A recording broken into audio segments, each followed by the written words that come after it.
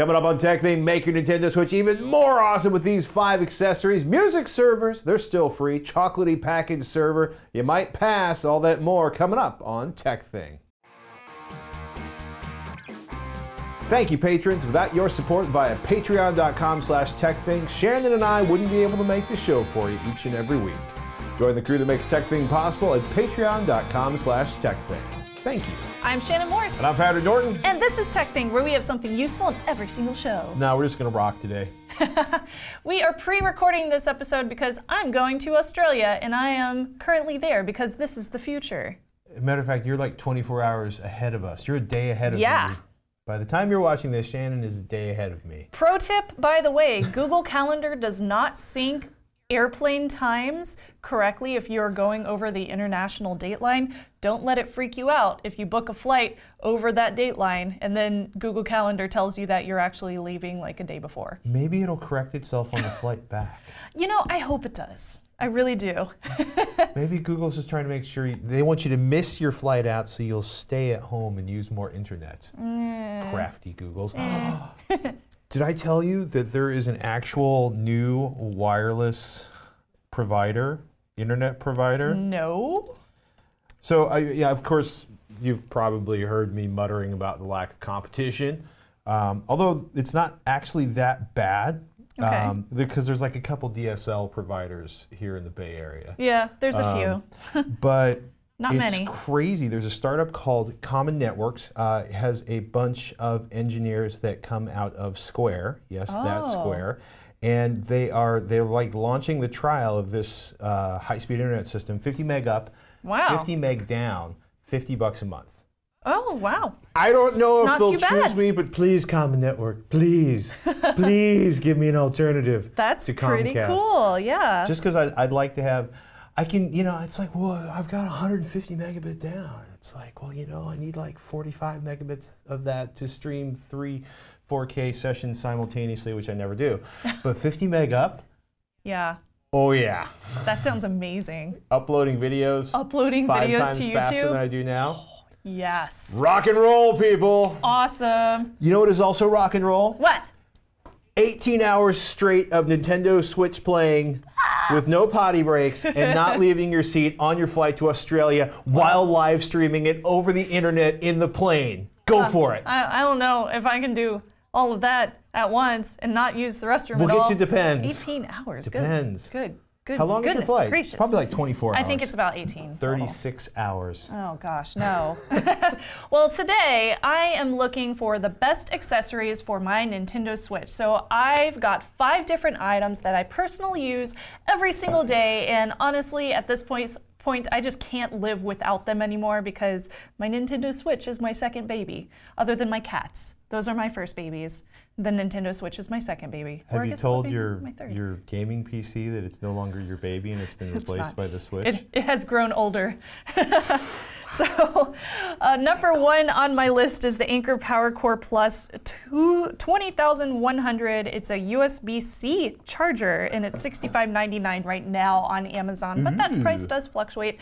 This battery, it looks really big. I can bring it on a plane with me. It has the PowerIQ technology. It has 3 USB ports on here. 2 of them are PowerIQ, which is great, and then there's a USB-C port as well. So the USB-C port is 5 volts and 3 amps, and then the 2 PowerIQ ones are 5 volts and 3 amps max with 2.4 amps max per port.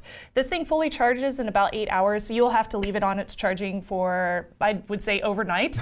And to use the USB-C port, all you have to do is click the LED, then plug it into your Switch. If you don't do that in that order, it won't charge it because you can also charge the battery with the USB-C port as well.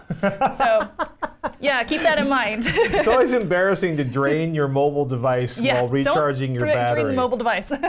So it will charge the Nintendo Switch about 4 times, so I can play the Switch for about 15 hours before it dies, and it comes with an 18-month warranty. So far, so good. I really like this thing. I hope the airplane doesn't steal it from me when I play bring it on the plane, but I'll let you know.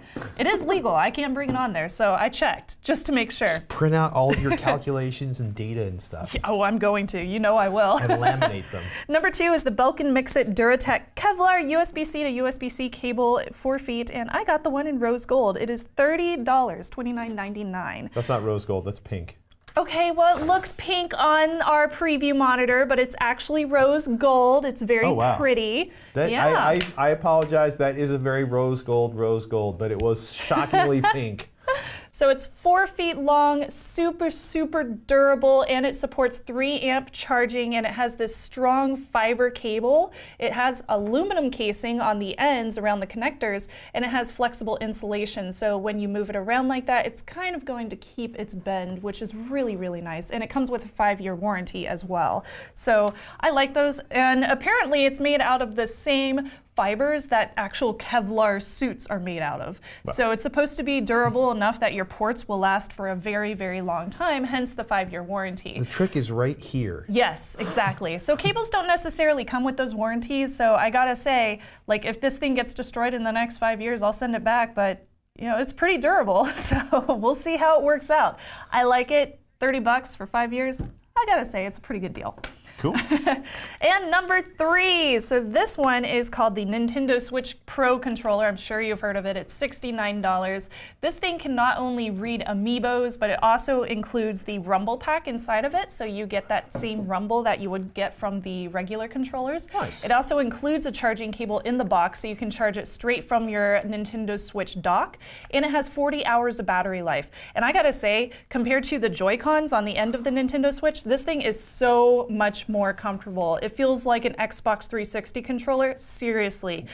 I didn't know a $69 would be worth it for a different controller, but I gotta say, I've been using this thing a lot more, and I can last a lot longer playing games on this than I can with those Joy-Cons, because those cramp up my hands, I'm not gonna lie. So basically, you leave the Joy-Cons on, you put the Switch in kickstand mode, and then you game using that controller. Yeah, and once you connect it once, and you can press the home button or any of the A, B, Y buttons, whatever you want, it will connect, and then there's little lights down here that will light up and let you know that it's connected to your Nintendo Switch. So it connects automatically. It's very, very easy to use. And then after that, it will connect automatically every single time thereafter. So highly suggest getting a Pro controller.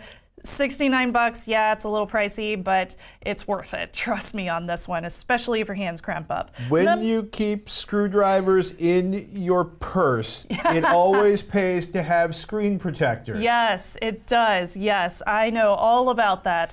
So this is called the HORI officially licensed screen protective filter for the Nintendo Switch. It's $9.99. Really, really easy to apply to your Nintendo Switch, and it has a bubble-free application. So you can tell from my Nintendo Switch over here, I don't have any bubbles on here, and the screen protector is on there, even though it doesn't really look like it's on there. Did you have to spend like 10 minutes pressing bubbles out with this? No, I didn't. So they have this really nice way of applying it where you have 2 pieces of film, you stick it on top of it, and then you peel off the film from the bottom, middle, towards the sides, and as you do that, it applies itself from the middle out. Yeah, it's really interesting, but I didn't have any peeling issues so far. It doesn't affect the touchscreen at all. It is plastic, it's not glass. It's a really excellent option for the Switch to protect it from scratching up in the docking station, which I know some people have had trouble with, or while you're traveling if you don't have a case on it. So very, very good example of a good protector. How long has that been on there so far? I've had it on here for 2 months, just about. Yeah. Really? And yeah, I know. It looks beautiful, doesn't it? It looks really good. Except for the fingerprints, right? Yeah, you do have to clean it off. It's plastic, so you're gonna get some fingerprints on there. And number 5 is the last one that I wanted to share with you guys. This is the Nintendo Switch console case, the Zelda style. They also have a regular Nintendo style, but you know, I'm a Zelda fangirl, so I got that one. It's $14.99, really, really simple price and very easy to get, although unfortunately right now it is delayed shipping up to 2 to 5 weeks. So there is the case, it's beautiful. It does come with a screen cleaning cloth. In the case of the Zelda one, it has a little Sheikah Slate icon on the front of it. Right there, so cute. It is very small, it's very portable. It totally fits both the battery and the Switch very snugly, and it can also carry up to 14 games. The Switch doesn't even have that many available games quite yet, so but when keep that in mind. When you do, though, if you're still playing the Switch, then you have plenty of space. Some complained about the structure of the case and the sewing quality. I don't have those issues, so maybe they fixed that in the newer models. Mine doesn't have any stitching issues, but it is a soft case, so it won't be as protective as a bulky or hard case. Keep that in mind. It is also very, very slim, so it is going to press down on your buttons when you put your Nintendo Switch in there, so keep that in mind too if you don't want the buttons to be pressed down. I don't really mind that much. I think it's great for my traveling and portability, and it's lightweight, so perfect for me, and it looks super cute. I love it. All the time.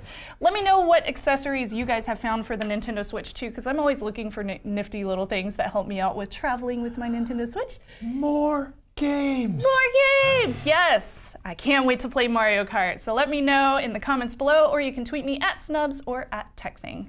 Whenever we get an email from Anonymous, I mentally see the mask on, and I hear remember the 5th of November in my head. It's all very confusing. I'm pretty sure Anonymous isn't sending us emails, but no. Anonymous persons. A person who wished to remain anonymous writes in, "Hey there, Shannon and Patrick, longtime fan. It's the father of 2 teenage boys. We have desktops, tablets, laptops, phones, game consoles, iPhones, iPads, etc. We have a digital music library that is starting to get pretty big. I was wondering if there's any software or hardware combo that can work on all or most of my household items to share the music and playlists without costing much if possible. Thank you for all you guys do. Anonymous." Anonymous. So we have a couple of recommendations for you. The one that I will recommend is called Google Music. I'm sure you've heard of me mention it before, but it's over at play.google.com or music.google.com. The reason why I like this is because it is cross-platform. So what I do is download all of my music onto one computer and then use this thing called Google Music Manager. Then I sync all of my music folders with the Google Music Manager. Then you can just download the Google Music app onto all your devices, whether that's your iPhone or iPod. There are iOS compatible applications, your laptop, your tablet, your phone, anything that you want. And then you can stream playlists or single tracks as well. You can also download the songs onto your devices for offline playing, which is super, super useful, especially if you're going to be on a plane for a couple of days. And the service is free.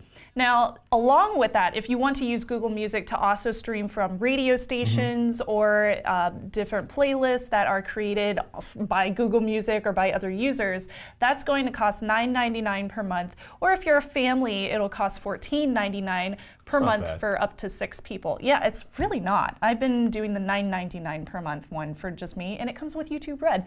Yay! But Google Play Music only works for one Google account. Yes, that's kind of a technicality, but you can create a shared account that everyone in your family has access to. Alternatively, you could also add your main account to family devices so that they would all have access to your music, and then you would just log in the app. I would like to point out that having had one of my personal music accounts on Spotify become the family account, that will radically change the recommendations and the playlists and all sorts of stuff that you may not enjoy having modified. You might get your kids' music in your recommendations. Keep that in mind. Just like I screwed up my husband's Netflix. So this isn't so great if you don't want them to have access to other Google account data as well, because it is the Google Play account. So keep that in mind too.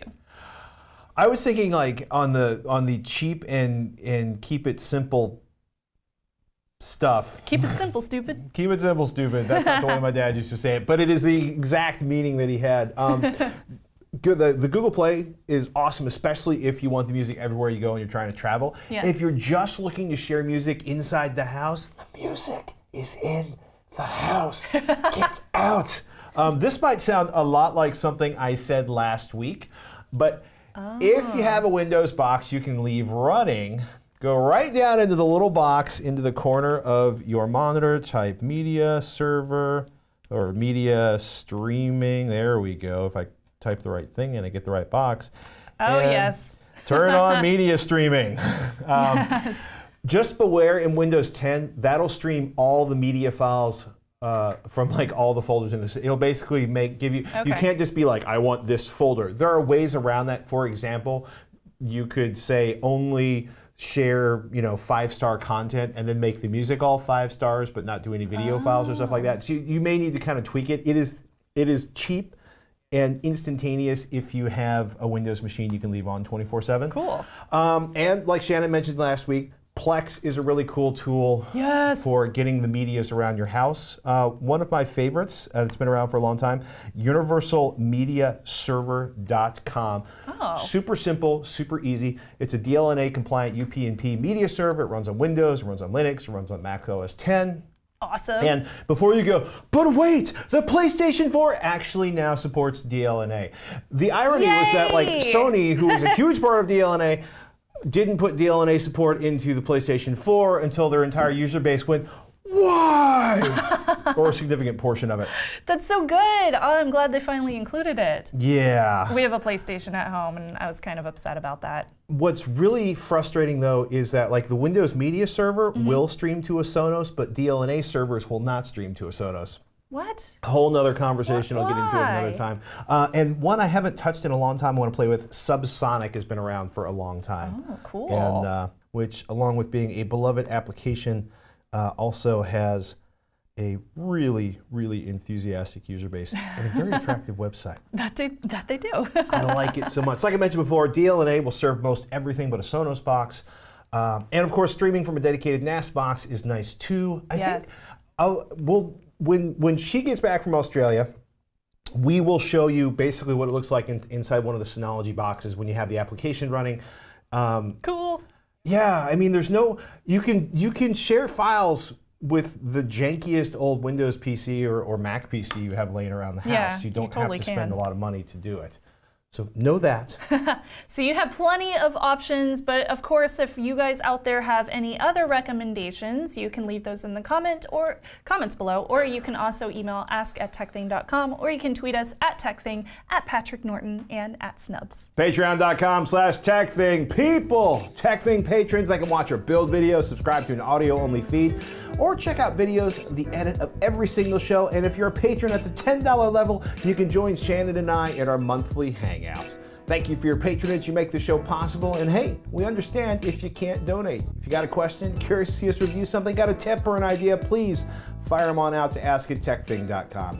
Thank you so much for supporting TekThing, no matter how you do it. Every so often I find myself up to my ears in a new tool because I was talking to a much more elite hacker than myself. Ooh. He shall remain nameless, but he's giggling right now. Meet Chocolatey. Chocolatey. Chocolatey. Chocolatey.org. Install any program in seconds with a quick command, Linux style. It's basically apt-get for Windows, except it's not.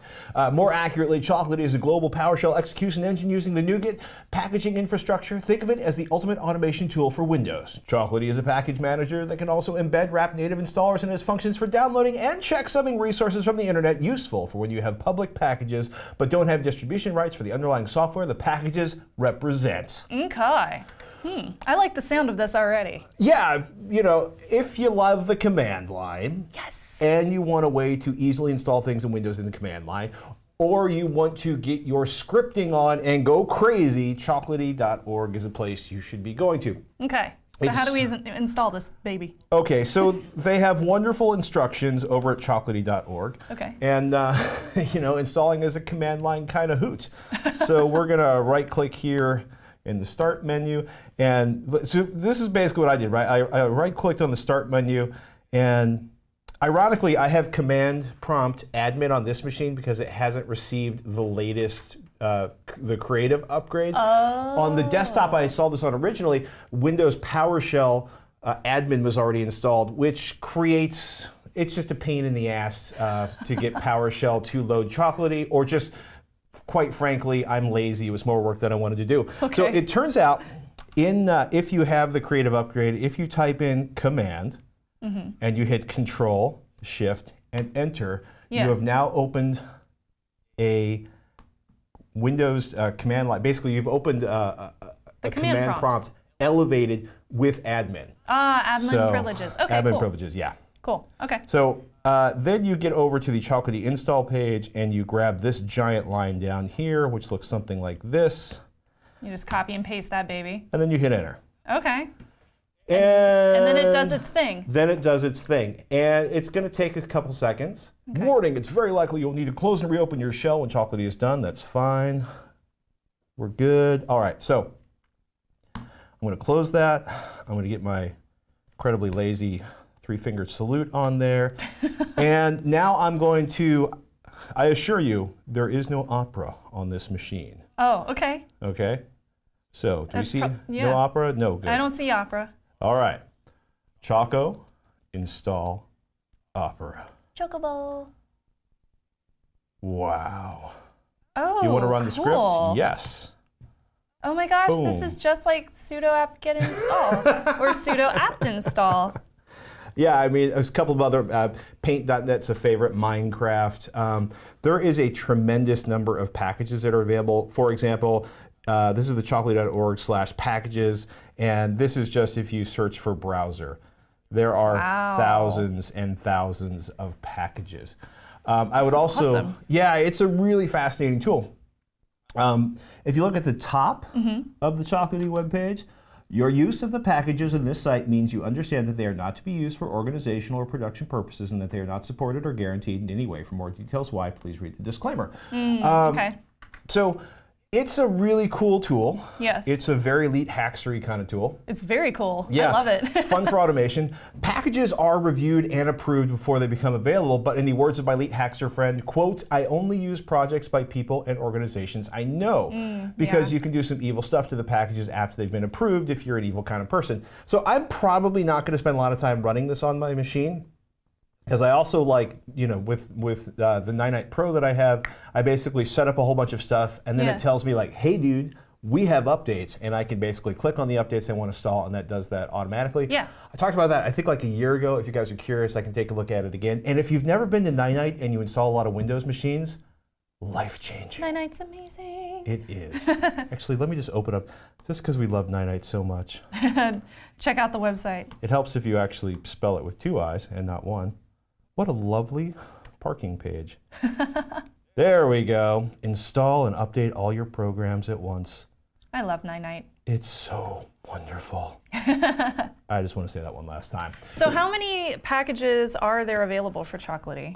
4 or 5 or 6,000. Whoa. Let's see. Okay, so there's plenty to install. Oh, excuse me. 4,876 community maintained packages. Wow. Just under 5,000. That is a lot of commands. And if you want to get your command line on, then you go to chocolatey.org/doc/command list. Sweet. And there's lots of stuff to play with. That's awesome. I'm just saying. By the way, Microsoft's package manager, the package manager for Microsoft, formerly known as OneGet, is not a substitute for Chocolatey. It's not a replacement for Chocolatey. It is the mother of all tools for y'all administering piles of systems that, quotes, enable IT pros or DevOps to automate software discovery, installation, and inventory locally or remotely, no matter what the installer technology is and where the software is located. Okay, good to know. So yeah, this is actually pretty fascinating if you need to run and install and maintain bazillions of machines. Or at least it looks like it to me. I may simply not be sophisticated and elite hacker enough to understand it. Oh look, I see the Opera browser icon now, down at the bottom. Look at that, It installed. kids. It finished installing. I installed a Windows application by command line. Woo! I'm so proud of you. I feel so DOS. So DOS. And yes, I know, Windows, there are Linux shell commands available in Windows now. We know. It's a good thing. If you guys have any recommendations for command line installations or really easy to do different things in Windows, let us know. We would love to find out more, especially for Patrick. Tell us your favorite utilities. What utilities are you running? What awesome things make Windows better for you, or safer, or more secure, or faster? I love utilities. They're so fun. Opera says hello. It's good to see you. It worked. Let us know what you guys think over at ask@tekthing.com, or you can tweet us at TekThing, at Snubs, and at Patrick Norton. Please do. We got a message from SkyWiseFar who tweets, have a quick question. What soldering station do you use in the shop, on the truck, in the field? Friend killed a weller. How did he kill the weller? I mean, you can kill those? Well, one of the butane ones I could totally see you killing, like maybe you ran it over or it was in a toolbox and somebody dropped like a giant wrench on it or something. Good point. Good point. What works in the truck or in the field is kind of silly to use in the shop because electricity from the wall is a lot cheaper and more convenient than the cans of butane that a portable iron uses. Yes. I just want to say that. just first thing. Just FYI. I own one of these and have for years. It's a Weller WES51 analog soldering iron. You know, yesterday it was like 90 bucks, today it's 85 bucks. If I was buying a new one right now, I would buy the iron that Shannon has. Yes, I love that thing. It's the Hako FX888D. It's amazing. It costs under 100 bucks usually, and currently it's about $96. Weller's WED51 runs 140. We both prefer the Hako's built-in cleaning wire compared to a regular old sponge, and I gotta say this thing is wonderful. A little confusing to program, but it works very well, and the temperatures are right on point, so love it. Incredibly well thought out design. Yes, it's very nice. I am a big fan of this soldering iron. It is nice. If you don't want to spend close to 100 bucks, we got you Weller's WLC100's a really nice soldering station, 40 watts, good for basic electronics and electrical work in the truck and stuff. That costs $35. I've seen that at plenty of maker fairs. Yeah, and you know, the thing I really like about soldering stations is simply having a place to put your soldering iron is really, really nice. Like a simple pencil. Hako's got the 508-1/P. That's another 40 watt soldering iron. It sells for 16 bucks. It's fantastic. Just be careful because soldering irons like this usually come with a little wire stand, and know that the iron heats up fast. And I have branded myself in my youth with a soldering iron sliding off of the little wire stand it was sitting on. It's okay. That's the worst. It was a valuable lesson for a 7-year-old to learn. If you don't have one, that little thing we were talking about, the tip cleaner that's in the Hako soldering station, a 599B-02 solder tip cleaning wire and holder. It is the bomb. Yes, it's $9 for what looks like a fancy brass Brillo patch, but it kicks the snot out of a wee wet sponge. It's true, it does. Oh my goodness. I think I own 3 Weller butane soldering irons. This is a Portasol. This is the Pyro Pen, which actually works. Yeah, and actually this is for like closing down heat shrink tubing. It's basically a heat blaster, which sounds bizarre to say.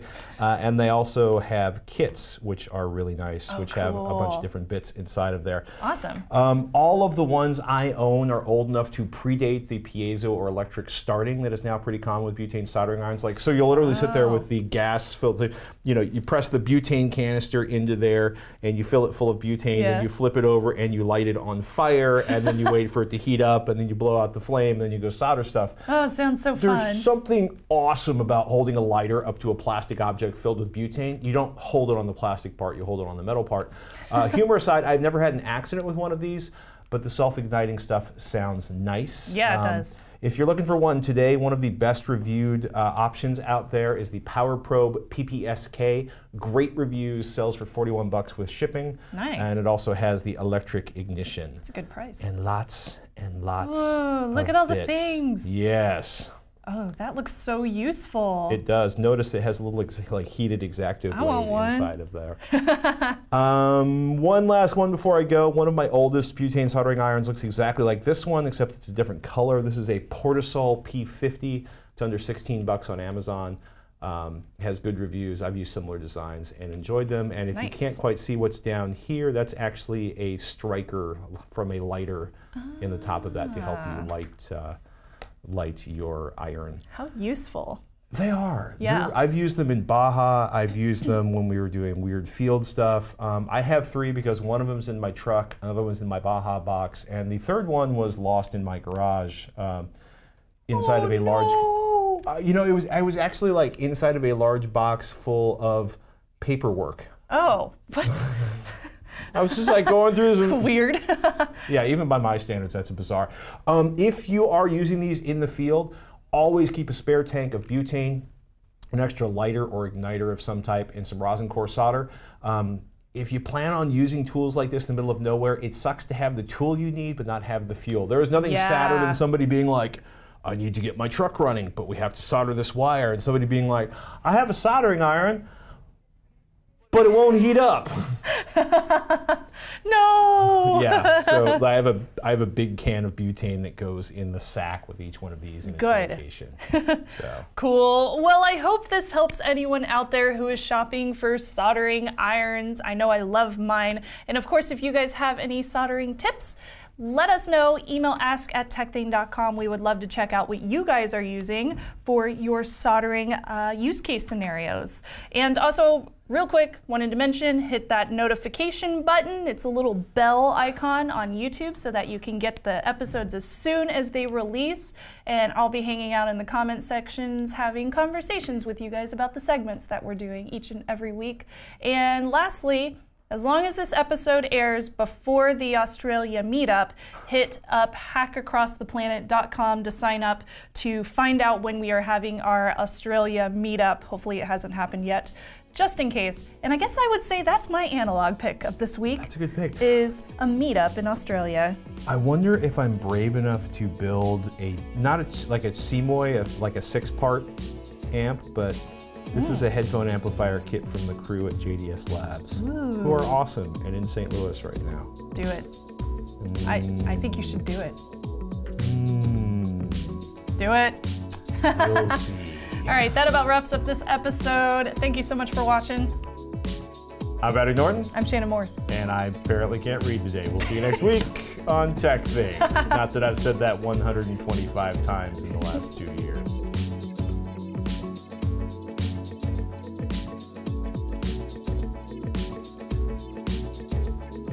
Hey, thanks for sticking with us. We appreciate that. Thank you, everybody, so much for watching this episode. And thank you to all of our amazing patrons. You guys are awesome. Really appreciate you supporting our show every week. Woohoo! And thank you for watching. Do you like my new hair? It's fabulous. It's purple. I thought it was lavender. Lavender. Lavender is a shade of purple. It's not complicated. So many shades. It's a girl thing. Don't worry about it. Word. I want to build things with my soldering iron that I haven't used in like half a year.